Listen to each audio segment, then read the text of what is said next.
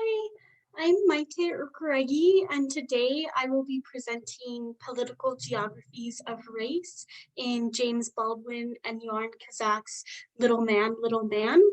If you read the blog post, a lot of this will be overlap, but there's a bit of new material that I hope you'll enjoy. I am going to be reading from a paper so that I have a clean transcript to accompany the presentation as well, but I'm looking forward to engaging in conversation and dialoguing with you all in our live roundtable. So with that, I will share my presentation and get started.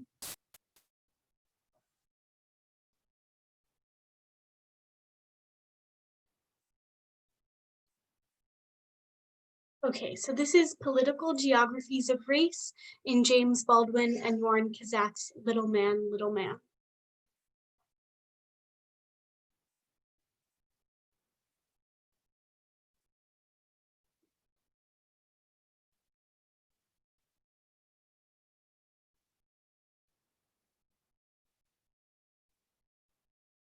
James Baldwin and Urcaregui Kazak's Little Man, A Story of Childhood, is Baldwin's love letter to Harlem and to his nephew Tejan, for whom the story was written.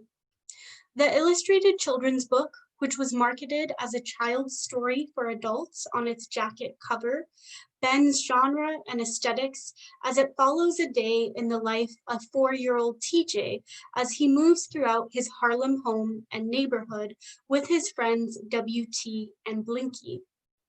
The story breaks multiple generic and aesthetic boundaries, and its meandering, almost stream of consciousness narratives and semi-abstract sketches and watercolors invite the reader to accompany TJ through Harlem as the story takes on his visual and epistemological perspective.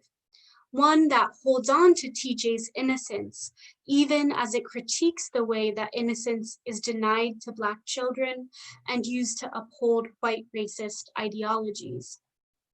While the story could be categorized as an illustrated book, I purposefully place it within a capacious definition of graphic narrative and thus in the purview of comic studies. The story places images in intricate spatial relationships, at times creating panel-like structures that exceed the illustrative and become integral to how the text creates meaning.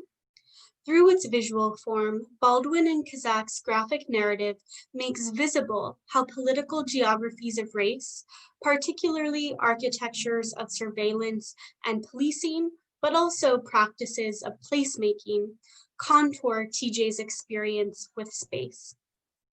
Power relations shape how space is allocated, the work it does, for whom, and to what end. At the same time, the way individuals navigate space and its limitations, from the intensely intimate and embodied to acts of political gathering and protest, make meaning and create place. Ruth Wilson Gilmore urges that, quote, the territoriality of power is a key to understanding racism. Gilmore's Political Geographies of Race theorizes space outside of narrow geographic or political boundaries by attending to the power dynamics and relations, both local and global, personal and political, that make meaning through, out of, and in response to space. For Gilmore, within this dynamic fluidity exists possibilities for a radical activism that, quote, productively exploits crisis for liberatory ends. Benjamin Fraser argues that comics, in their subject matter, artistic form, and method of production, are a uniquely urban form that can bring into view how structural inequalities shape spatial relations, positing that, quote, in the right hands, the visual structures of the comics page become a way of exposing, questioning, critiquing, and perhaps even correcting the systematic urban imbalance. Fraser examines how the visual strategies of comics invite new ways of seeing and inhabiting spaces. In this presentation, I spend much of my time analyzing a moment of police violence, And I do that not to elide the text's engagement with radical, joyful practices of placemaking, but to highlight how its visual form critiques the way that race and racism are written onto the city's material structures, impacting how TJ comes to understand and encounter the neighborhood he calls home. So the 6-page spread that I'm about to look at is the longest moment of sustained visual narration, and is one that relies significantly on the iconic solidarity, as Bronstein would call it, or the formal relationship between panels to create meaning. So this will occupy much of my presentation. In an intertextual description of TJ's street, through a hypothetical police chase, Baldwin and Kazak note how Harlem's city space becomes a playground for racist violence, specifically police violence. TJ's description of his street through the simile of the police chase suggests that this sort of violence is not only commonplace, but is also facilitated through the cityscape. Oh, and sorry about that. So before I get into this scene, I do just want to highlight some of the images where the city is portrayed. So this is the opening page. Here we have TJ, WT, and Blinky moving throughout the city. And then this is the moment I'm looking at here. And you see the street extending across those pages. TJ remarks, quote, "This street long, it real long. It a little like the street in the movies or the TV when the cop cars come from that end of the street and they come from the other end of the street, and the man they come to get, he in one of the houses or he on the fire escape." While the police manipulate the space to enact their terror, the man they pursue sees that they are coming from atop the roof of a building, utilizing his own knowledge of the neighborhood to circumvent their efforts. As TJ recounts the places where the individual might run or hide as the police pursue him, quote, "He might be on one of the fire escapes or he might be on the roof," the visual narrative links individual panels showcasing separate locations that are connected through the stairs of a fire escape. These interdependent and independent panels reveal how the police use the material form of city space, its streets and buildings, to enclose, contain, and ultimately enact violence, as the man falls from the roof, as we see in this image, to his, quote, end, portrayed as the final frame of a tragic film. Even in the children's story, policing in Black communities ends in premature death. As TJ depicts his street, the metaphor he reaches for is one that reveals a familiarity with spectacular images of policing in film and television, and an embodied awareness of how police move throughout, surveil, and enact violence within Black communities. TJ describes the chase as one out of, quote, "the movies or TV." And this likeness is emphasized in the visual narration as it frames separate but interconnected scenes, first through the panels of a television screen, and then through the squares of a film strip. TJ's perspective as child narrator astutely comments on how popular media, such as television and film, help to shape harmful stereotypes that link Blackness to criminality. And I do want to note here that grammatically, the narration suggests a third-person narrator. For instance, it uses TJ instead of the first-person I. But I believe the narration is focalized through TJ's experience, and I want to recognize that he controls the narrative, visual, and epistemological perspective and stakes of the story. So TJ's perspective in this moment reveals how this police chase reverberates throughout the community.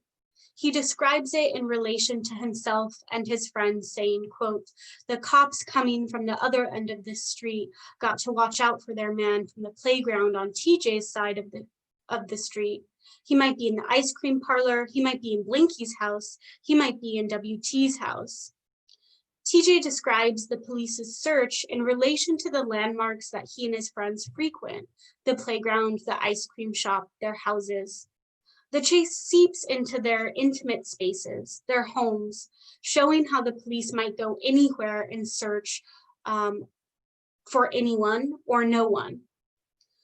While the detail and matter-of-fact tone suggest it might be a recollection of an experience TJ has witnessed, the hypothetical nature of the narration locates it in space, but not necessarily in time. The conditional listing of places the man might be comments on how police infiltrate all aspects of the neighborhood in search for a man that does not exist, in search of their own celluloid images of who a criminal is and what they look like. While Little Man draws out how systems of race, class, and policing contour TJ's Harlem neighborhood, it does not overdetermine those categories, and this is something that Gilmore warns about. It shows the creative, collective ways that TJ, his friends, his family, and his community inhabit, navigate, and shape the city, a dialogic, dynamic relationship between place and power. Splash pages radiating color show TJ and his parents enjoying Sunday morning breakfast together in the kitchen where, quote, "TJ's mama and daddy, they laugh a lot on Sunday morning." Through their kitchen window, city buildings are visible, not as an oppressive force, but as the backdrop, the specific locale of this moment of familial placemaking. A few pages later, TJ fondly recalls his father taking him to the Apollo Theater, a cultural landmark located at 253 West 125th Street, which is between Adam Clayton Powell and Frederick Douglass Boulevards. So this location, notes its cultural significance. It's one of the first theaters in the US to open its doors to African-American performers and audiences before desegregation is legalized, and it's an icon within the Harlem Renaissance and the Civil Rights Movement. Taking him to the Apollo, TJ's father tells him, quote, "I want you to be proud of your people always." And TJ is proud of his people, just like he's proud of his daddy. The image of this family tree certainly includes his family and friends. You can make out some faces, notably Blinky and her glasses, but it also extends to include a community of other faces, evoking the African-American artists and activists who have taken the Apollo stage. So the theater then becomes more than just an architectural landmark, but a place that is alive with history, culture, and pride. Little Man not only visualizes how structural inequalities contour spatial relations, but also, as Nicholas Boggs and Jennifer DeVere Brody argue in their introduction to the 2018 reprinting of Little Man, it creates a counter narrative to the notion that Black urban areas are spaces of only social death. Little Man highlights the survival, community, joy, and multi-sensory pleasures within TJ's Harlem community. As Baldwin describes it, his children's story for adults, quote, "dances along with the child's rhythm and resilience, making it an unforgettable picture as it looks to those who are Black, poor, and less than 4 feet high." Thank you for listening, and I'm looking forward to discussing with you all very soon. Thank you.